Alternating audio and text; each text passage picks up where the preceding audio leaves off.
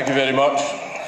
For those of you that don't know me, my name is Marcus Meakin, but I'm better known by my YouTube name, Count Dankula, which, if I had known was going to be popular, I would have chosen a better name. In April of 2016, I decided to play a prank on my girlfriend by turning her cute pet pug into the worst thing that I could think of, which was a Nazi.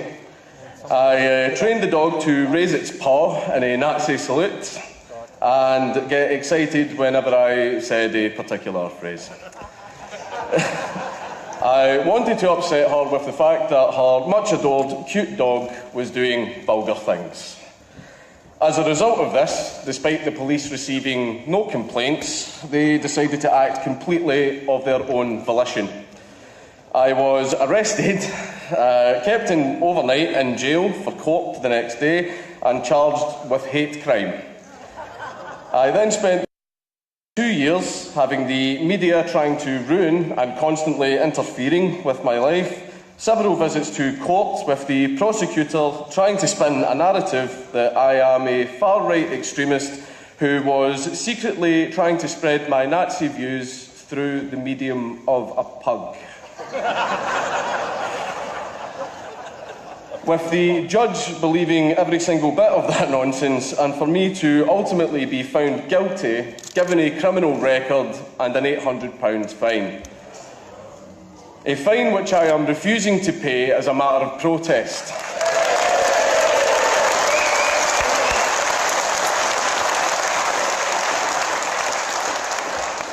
And this was all because I made what was clearly a joke. Whether you find what I did distasteful or not, it was extremely clear that I was joking. However, the courts decided that the context of a person's actions now no longer matter. And I'm not the only person to receive such treatment from the police.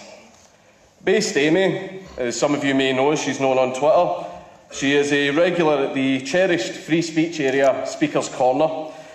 She had the police threateningly thumping on her door, demanding that she open it, and being an elderly woman, she was terrified and so refused to open it, until she could fully establish that it was in fact the police. When she did open the door, she was immediately grabbed, manhandled very roughly, handcuffed and arrested, and one of the charges added to her sheet was for refusing to open the door and impeding the police. Even though the police themselves advise everyone, especially elderly women like Amy, to never open the door of your home if you have no idea who it is.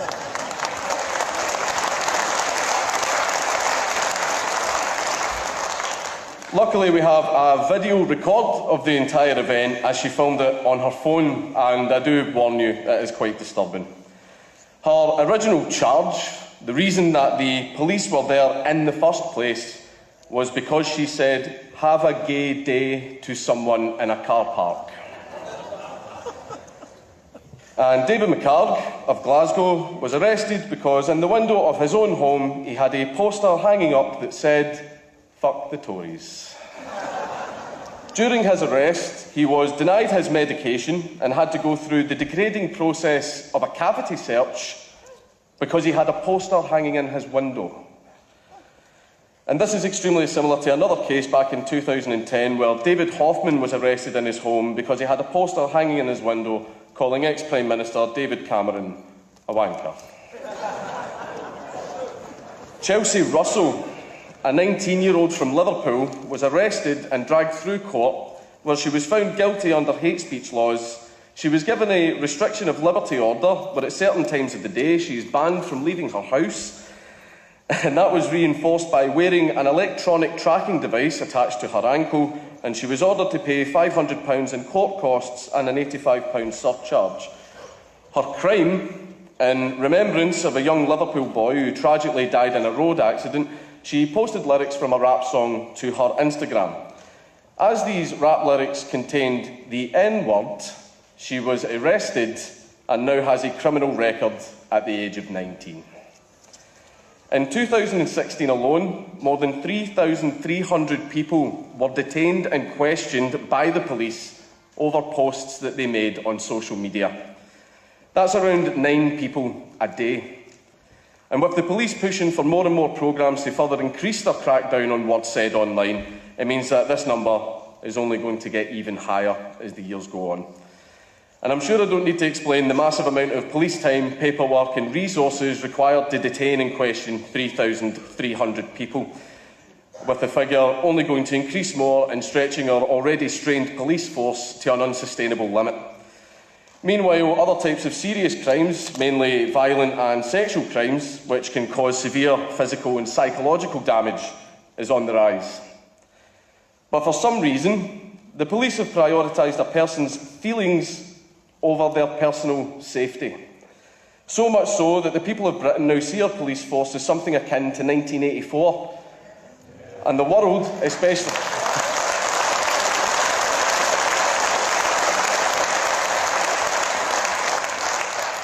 and the rest of the world, especially our brothers across the pond, see them as a joke. The police are supposed to be seen as our protectors. They are supposed to be public servants who are here to protect and uphold the rights of UK citizens.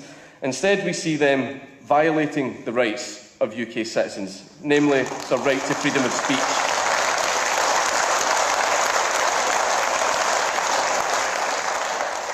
As a result, we now have a population who no longer see the police as their protectors, but see them in the same way they would see any common criminal, as a risk to their freedom and a threat to their safety. I don't directly blame the police themselves for this. I blame the people at the top who have commanded them to go down this path.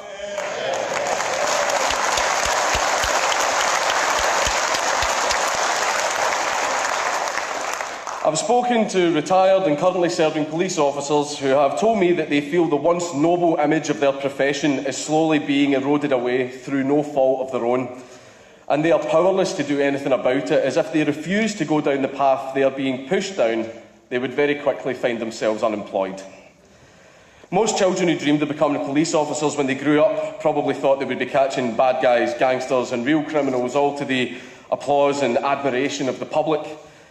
They instead have found themselves arresting people over tweets and have been subject to hatred and ridicule from a public that no longer believes in them. This absolutely must change. The police are a direct...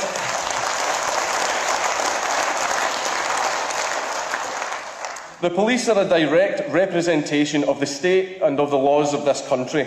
If they end up hated and vilified by the public, then the public will in turn feel the exact same way about the state itself. And this is something that's already started to happen on a massive scale. People are losing faith in their own country.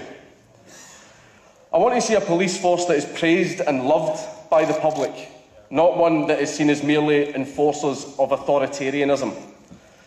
The overall state of freedom of speech in the UK is extremely poor and is getting worse day by day. Constantly I see MPs pushing forward more and more legislation to control what people can and cannot say, not on the basis of it inciting violence. I have an understanding as to why people would want to make such speech illegal, but on the basis that it might hurt someone's feelings. One of the most recent cases of this, put forward by Labour MP Lucy Powell, doesn't even go down the path of something said publicly, either in the real world or online, but she wants to police things that are said in private conversations. She wants to table legislation that would punish people for things that they said in private online conversations, ones that are actually closed to the public. Most people roll their eyes whenever you reference 1984, but it's very hard not to make that connection when you've got a politician advocating for monitoring private conversations. This is surveillance on an entirely new level. And with these MPs pushing forward such legislation, they have the support of an entirely new kind of left wing. I was quite far left when I was growing up. I knew someone was going to bring that up. And one of the last things that we would ever have allowed is for the state or corporations to have control over us. But for some reason, this new modern left is cheering such things on because they very naively think that such restrictions on speech and increased surveillance won't one day be used on them. And every day I see people supporting such things, every day I see MPs pushing for such things, and every day I see this country going in a direction that has the dark presence of authoritarianism looming on the horizon. And I'm not going to lie, it terrifies me. It absolutely terrifies me.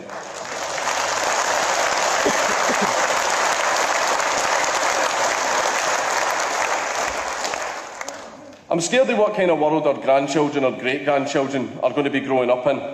How many generations will it take for the citizens of this country to live their entire lives without even having any concept of what freedom is, because throughout their entire lives they never experienced it at all? I believe there is a way to stop this. A codified British Constitution created to protect the rights and freedoms of the citizens of the United Kingdom, with individual liberty and the protection of human rights being its primary goal.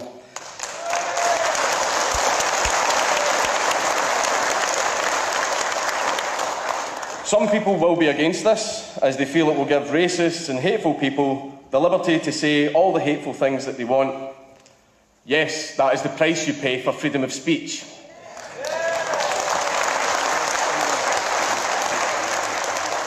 You will get to say what you like, but you also have to put up with other people saying things that you don't like. I personally don't like hearing people calling our soldiers murderers and rapists. I don't like hearing people saying racist things with meaning. And I seriously don't like hearing pro-paedophilia advocates trying to justify why sex with children should be legal. Right?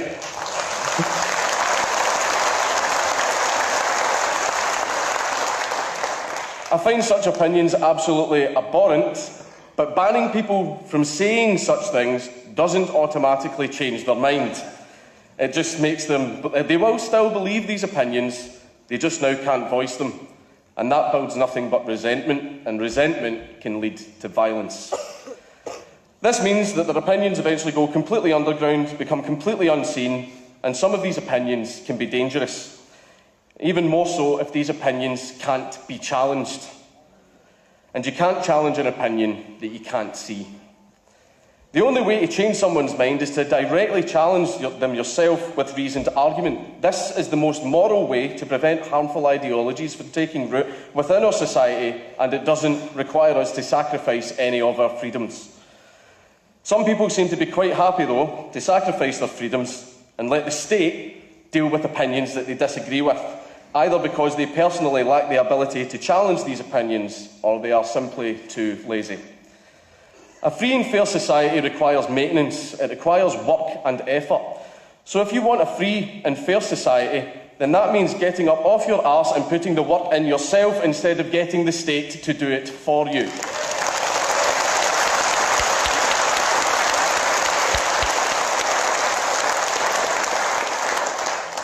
Giving up your rights only makes the state more and more powerful, and if you think the state is always going to be on your side, then you should have paid more attention in history class. Thanks very much.